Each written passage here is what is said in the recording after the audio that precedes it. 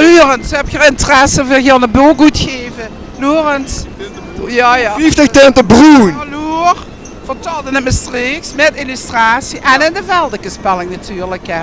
En wat kan ik dan verwachten? Ja, wilt je alvast een veerproefje van de illustraties? Geren. Ja, laat maar eens zien. Hè? Voor 1 kwiet vanmorgen. Ja, eens even zien.